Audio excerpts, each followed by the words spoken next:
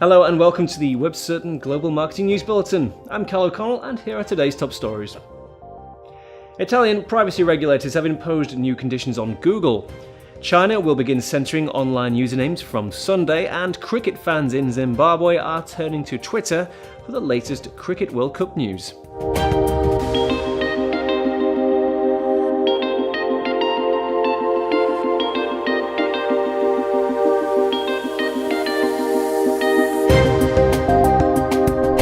Google has agreed to several conditions imposed by Italian privacy regulators in the wake of investigations following the merging of its 70 different privacy policies into one. Google will now be subjected to spot checks by Italian privacy regulators at its US headquarters and must give Italian users the option to opt out of targeted advertising.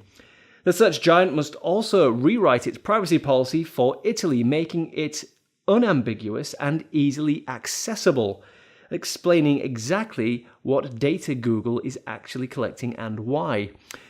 It must also tailor the policy for each of its services, for example, by having different policies written out for Chrome, Gmail, and Google Wallet.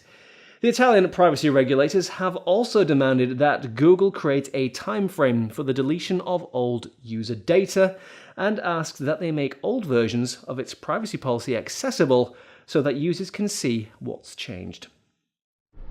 China will begin censoring online usernames from Sunday, as reported by the website Sina Tech. Usernames that impersonate well-known public figures, even if satirically, will be banned. Usernames that incite racial hatred and endanger national security will also find themselves banned, as will usernames about pornography, gambling, or violence. People will be given a limited time from Sunday the 1st of March to change their usernames, but any offending accounts that fail to do so will be permanently deleted.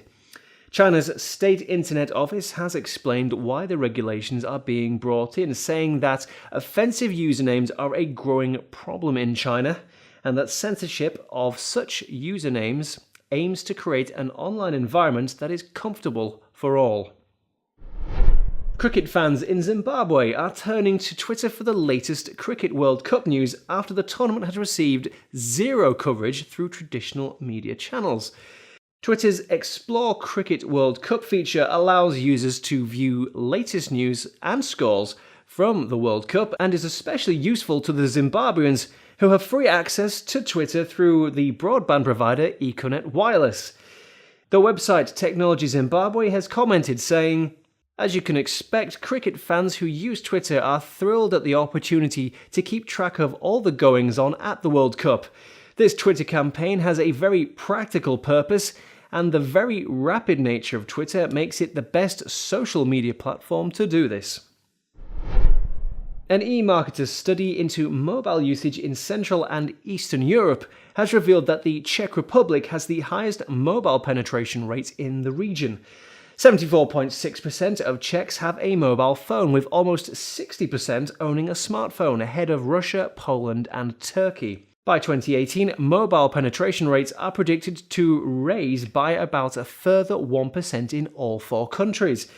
Smartphone penetration rates are predicted to increase much more substantially, however, with the proportion of Czechs owning a smartphone set to increase from 59% today to 72% in 2018.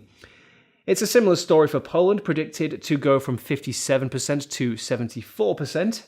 Russia predicted to go from 55 to 71, and Turkey predicted to go from 50 to 70%.